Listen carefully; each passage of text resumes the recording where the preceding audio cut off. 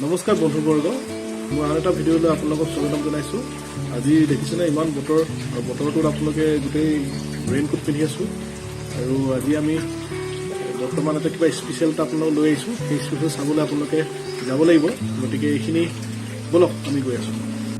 যিহেতু চাকৰি সূত্ৰে মই তিনিচুকীয়া জিলাত থাকোঁ, গতিকে তিনিচুকীয়া জিলাতে মই এটা কোৱাৰ্টাৰত থাকোঁ। গতিকে কোৱাৰ্টাৰত মই কেইটামান হাঁহ পুহিছোঁ, আৰু আজি ভিডিঅ'টো হাঁহ আৰু কোমোৰাৰ লগতে আছে।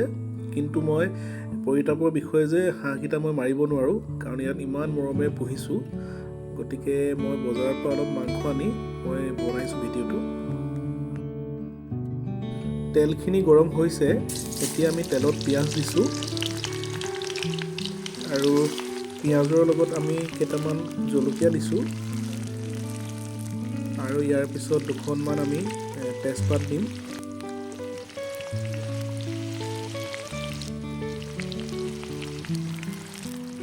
আৰু যেতিয়ালৈকে ৰঙা নপৰে তেতিয়ালৈকে আমি অলপ ভাজি ল'ম। ইয়াৰ পিছত অলপ খুন্দি থোৱা নহৰু আদাৰ পেষ্ট, এতিয়া আমি লাহে লাহে অলপ ৰঙচুৱা নপৰালৈকে আমি লৰাই থাকিম।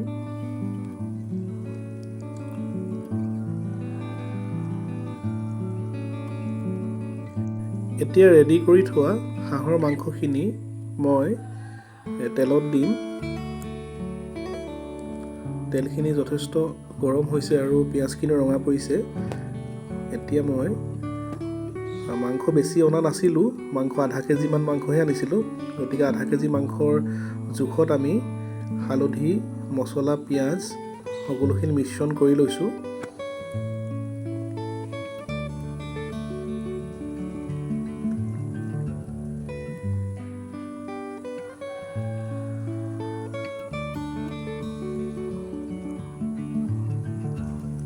এতিয়া অলপ হেতাখনে অলপ লৰাই দিছোঁ।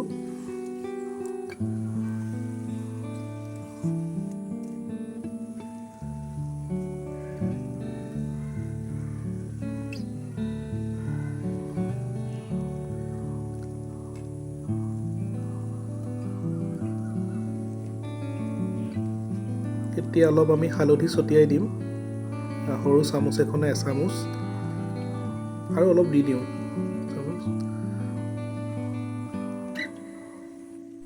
বন্ধুবৰ্গ, ইয়াতে ভিডিঅ'টোৰ মাজতে দুআষাৰ কথা কৈ লওঁ। মই ফুড ব্লগৰ উপৰিও ট্ৰেভেল আৰু এডুকেশ্যনৰ ওপৰতো ব্লগ কিছুমান দিবলৈ চেষ্টা কৰিম অনাগত দিনত। আপোনালোকৰ দিহা পৰামৰ্শ একান্তই প্ৰয়োজন হ'ব। যদি কিবা ভুল হয় তেতিয়া আপোনালোকে অনুকিয়াই দিব, তেতিয়া ভাল লাগিব। মাংসখিনি দেখাততো ভালেই হৈছে। এতিয়া মই ইয়াত 1.5 চামুচমান সোৱাদ অনুসৰি নিমখ দিম, আৰু বেছি নিমখ দিলেও চোকা হ'ব। এতিয়া 1 চামুচ আৰু আধা সিমান নিমখ দি মই লৰাই থাকিম।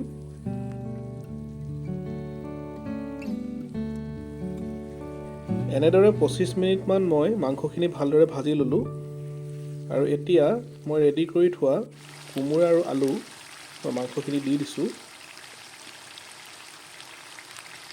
আলুৰ পৰিমাণটো অলপ কম আছে আৰু কোমোৰাৰ পৰিমাণটো বেছি আছে, তেতিয়া সোৱাদ হ'ব।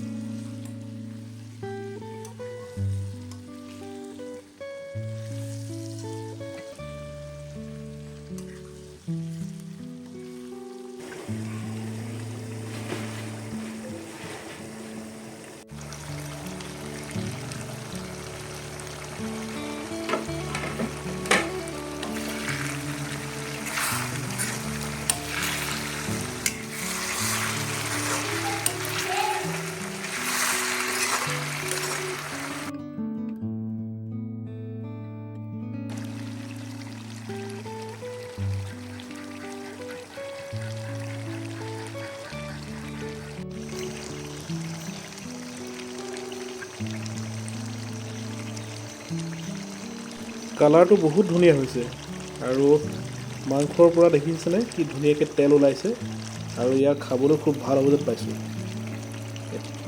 এতিয়া আমি সোৱাদ বাঢ়িবলৈ মান ধনিয়াৰ পাত কেইখিলামান আমি দিছোঁ 2 কিলোমান, আৰু কিছুমানে এই মান ধনিয়াটোক নগা ধনিয়া বুলিও কয়, আৰু সকলোতে সহজতে উপলব্ধ।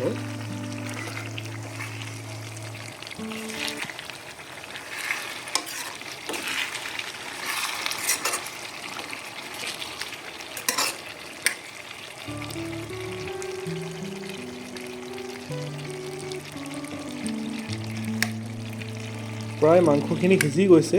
আমি এতিয়া কোমোৰা এটুকুৰা ভাঙি চালোঁ, দেখিছেনে আপোনালোকে, মাংসখিনি অলমষ্ট সিজি গৈছে। এতিয়া ইয়াত আমি পানী দিম, আৰু আমি ইয়াত গৰম কৰি ৰাখিছোঁ অলপ পানী, প্ৰায় আধা চচপেন।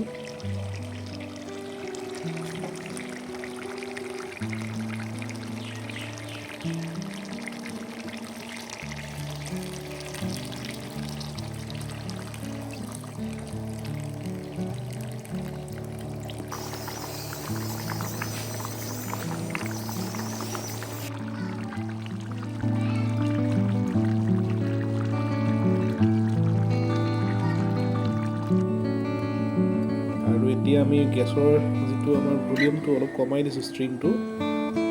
এতিয়া অলৰেডি আমি মাংসখিনি নমাব পাৰোঁ। অৱশেষত হাঁহ আৰু কোমোৰা মাংস ৰেডি হৈ গ'ল। আমি কাঁহৰ কাঁহী আৰু কাঁহৰ বাতিত, যিটো আমাৰ থলুৱা সামগ্ৰী, এইটো আজিকালি পাবলৈ নাই।